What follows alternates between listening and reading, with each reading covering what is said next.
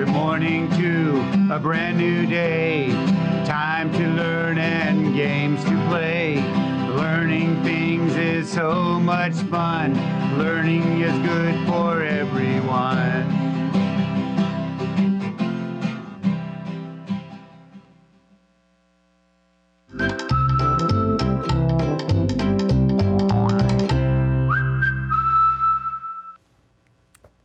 Good morning, third grade. How are you this morning? It's Friday, right? Yay! So with it being Friday, I know that I've got the whole weekend. I was trying to pick out a book to read for this weekend. I always like to read the backs of the covers because it gives you a little idea. This one says, making friends in a new town is never easy, but when Opal adopts a stray dog she names after a grocery store she found him, she learns that friendship and forgiveness can sneak up on you like a sudden storm. This one sounds really good. It's called Because of Winn-Dixie. It's by Kate DeCamillo. Did I say that right? We'll see. Boys and girls, you could look this up on Sora or check it out from your local library. I'm gonna make sure that I read it this weekend. All right, boys and girls, my name is Mrs. Nixon. I am so excited to hang out with you today to help support you to become an amazing thinker, reader, and writer. This week, we have gone through the entire writing process, or we're gonna finish it off today. But before we do that, let's go through and warm up our brains, reading our high-frequency words and revisiting a little bit of our grammar. Let's get started. Remember, high-frequency words are those words that you come across often, either in your reading or your writing. So you want to be able to not only read them, but to write them. If there's one that you see today and you think, you know what? I don't always remember how to spell that one correctly. Jot it down and practice it. You're responsible for your learning success. So let's go through and read them.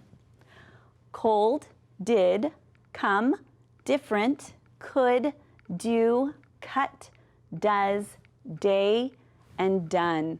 Nicely done, right? Okay, third grade, let's look at some grammar today. Today, we're going to be talking about conjunctions. So we have three conjunctions, or, but, and. We're going to be combining some simple sentences because we know often in our writing, we can have two very simple sentences, but it makes it more interesting when we combine them. And here's a way that you can do that with your own writing. So help me out and let's look at our simple sentences.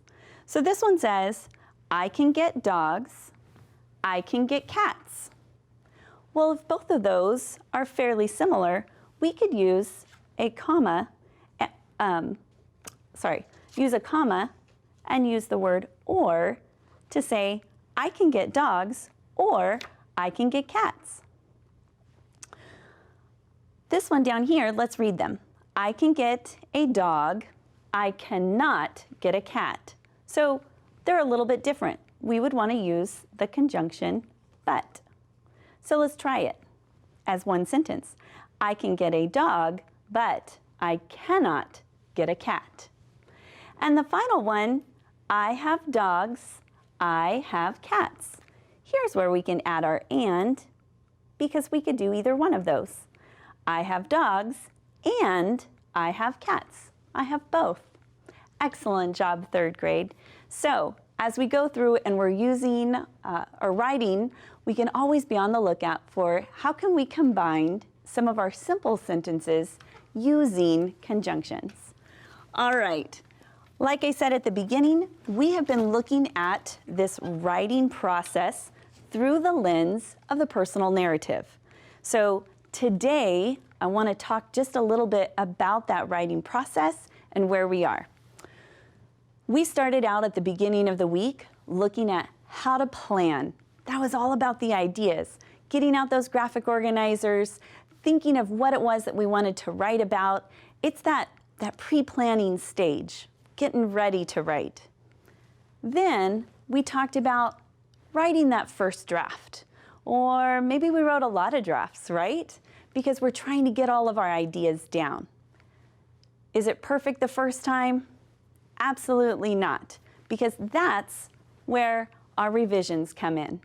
So when we come to revise, now we're looking at our draft and we're thinking to ourselves, did we say all of the important details that we needed so that the reader understood what our message was? Were we clear?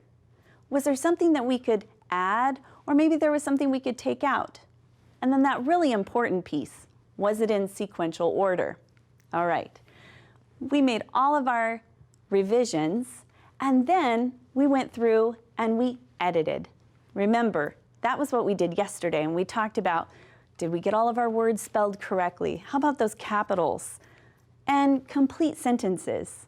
We want to make sure that everything had a subject and a predicate, correct? Now we're ready to publish. So what do I mean by publish? Well, essentially, we're going to have a clean, neat, final copy. I even put a little happy face there because this is my favorite part, is when we get to kind of show off all that hard work that we've been doing. Now, there's a couple of different things that you can do with your final copy. This idea of multimedia. You might want to include some illustrations or photos, maps, videos, or even some audio. All right, it always makes it more interesting for the readers. There are a couple of different ways that you might consider when you go to publish. You might do it with print, or you might do digital. If you choose to go with print, here's a couple of examples, or a few examples that you might think about using. Maybe you're going to write it in a personal book. Maybe you make it like a journal entry. Or even you could do a collaborative class book where all of your classmates put them together and you make them into a book. If you were to go digitally, here's a couple of ideas. You could write it in a class blog, or maybe you're going to use an online graphic novel and you're going to make it look like a comic strip with little bubbles, speech bubbles and things. Make it fun. Once you have it so that you have published it and you've got that final draft, here's the next step of your journey.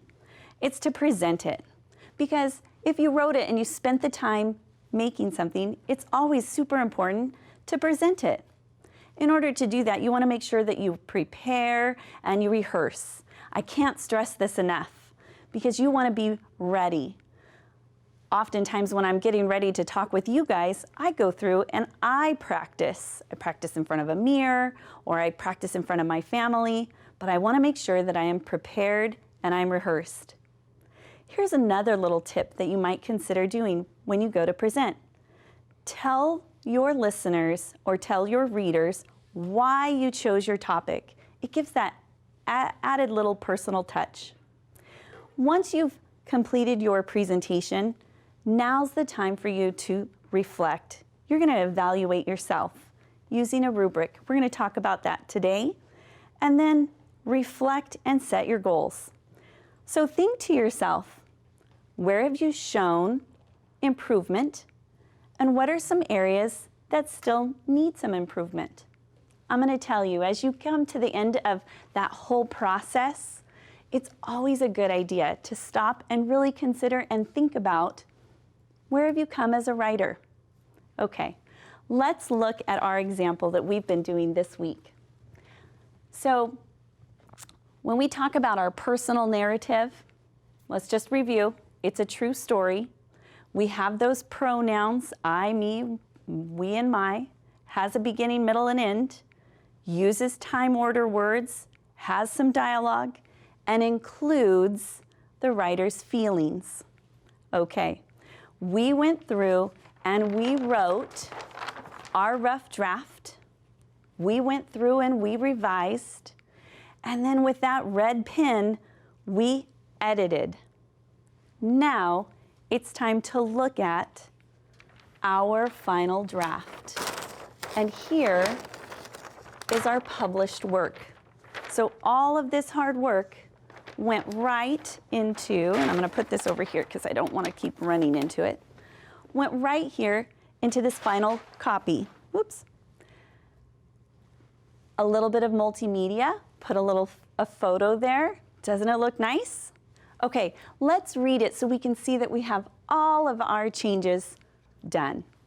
So this is a camping surprise by Carmen J. Last summer, my family and I went on our first camping trip. We visited a beautiful lake near our town. I have always wanted to go camping. I was excited about hiking and swimming. First, we set up our tent and ate the sandwiches we bought. Then we sang lively songs and told terrifying stories. I had so much fun. I was really tired when I went to sleep that night. The next morning, strange noises woke me up. I curled up in my sleeping bag and didn't make a sound.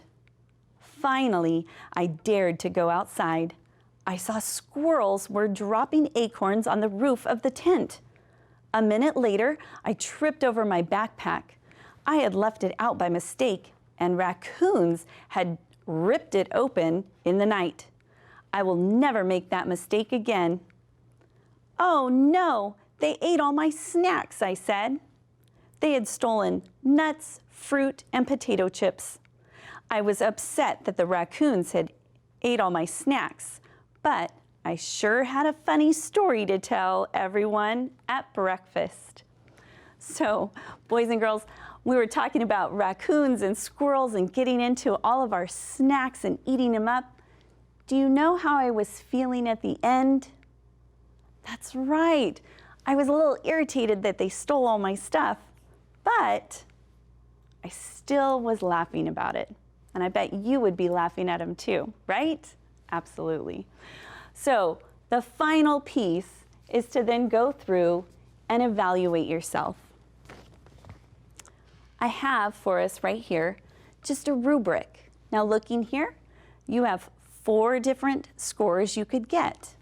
A 4 being excellent, then a 3 being good, a 2 being fair, and a 1 being unsatisfactory. I want to just look at our 4 real quick. I'm not going to go into too much detail, but just looking here, did we include all of these pieces? Did we give detail and interesting description from the writer's life? Absolutely. Did we use sequence words?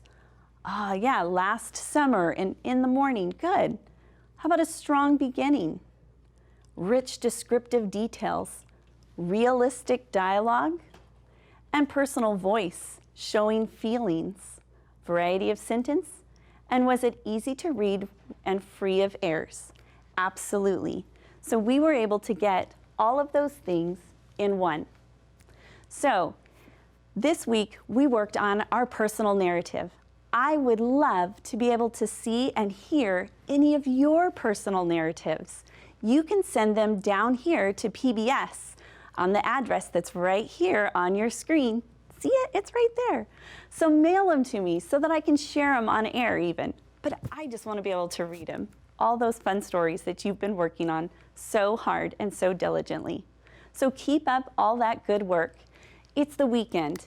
Have a great weekend. I can't wait to see you back here on PBS. Have a good one. Bye-bye.